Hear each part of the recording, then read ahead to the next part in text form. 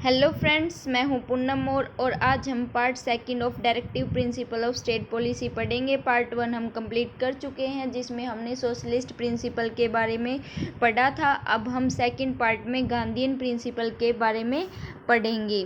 और अगर आपको ये वीडियो पसंद आए तो प्लीज़ शेयर, लाइक और सब्सक्राइब ज़रूर कीजिए। अब हम अपनी वीडियो को स्टार्ट करते हैं। जो गांधीयन प्रिंसिपल है, these principle are based on Gandhian ideology used to represent the programme of the reconstruction enunciated by the Gandhi during national movement.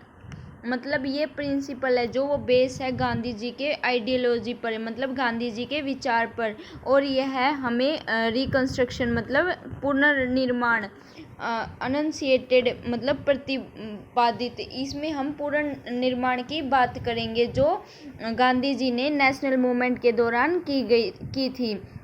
और इसके अंडर वेरियस आर्टिकल आते हैं जो अब हम पढ़ेंगे। पहला कौन सा आर्टिकल आता है? वो आता है आर्टिकल 40।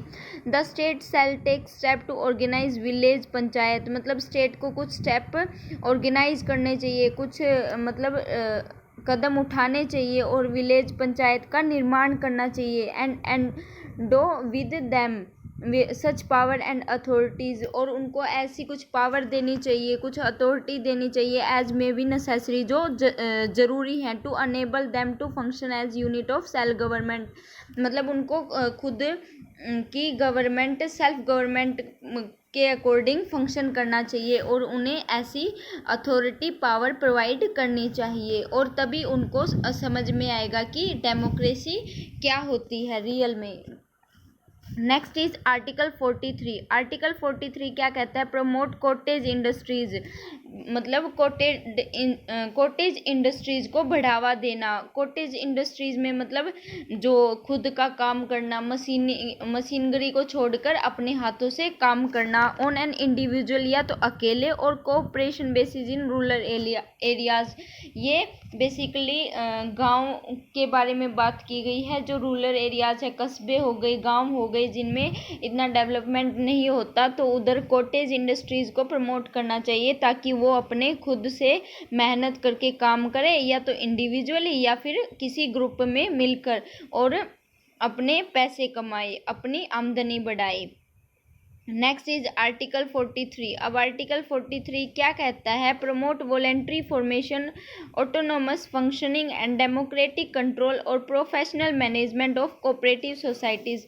मतलब आर्टिकल 43A में बताया गया जो कोऑपरेटिव सोसाइटी है उनको मिलकर अच्छे से काम करना चाहिए। हमें उस चीज़ को प्रमोट करना चाहिए ताकि वो अपने खुद के फंक्शन कर सके, उनका खुद का डेमोक्रेटिक कंट्रोल हो सके अपने ऊपर, और उनका खुद प्रोफेशनल मैनेजमेंट वो करना सीख जाएं। अब है article 46। Promote the educational and economic interest.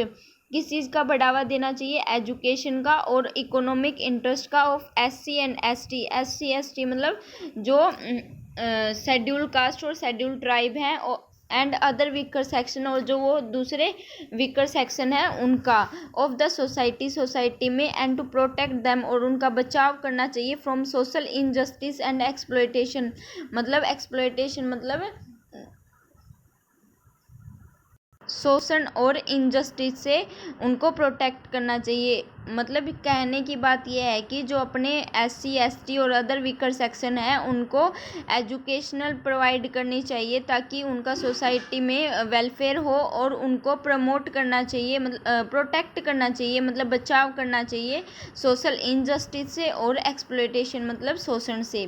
Next is article 47। Prohibit the consumption of intoxicating drinks. मतलब जो ये इंटॉक्सिकेटिंग ड्रिंक्स लाइक अल्कोहल, शराब हो गई, इनको प्रोहिबिट मना करना चाहिए। And drugs which are injurious to health. और जो ड्रग्स होती है जो अपने शरीर के लिए खतरनाक होती है उनका मना करना चाहिए, प्रोहिबिशन करना चाहिए। Next is article 48। Prohibit the slaughter of cows, calves and other milk and draught cattle to improve their breeds. मतलब किसी भी गाय की हत्या करना, मिल्च मतलब दूध देने वाली गाय, उनकी हत्या करना, या क्लेव्स की हत्या करना, इनके लिए सबके लिए प्रोहिबिट होना चाहिए, मना होना चाहिए। Thank you. Thank you so much. Next video जो पार्ट 3 होगा उसमें हम अपने अगले प्रिंसिपल को पढ़ेंगे और आई होप आपको ये वीडियो अच्छी लगी होगी।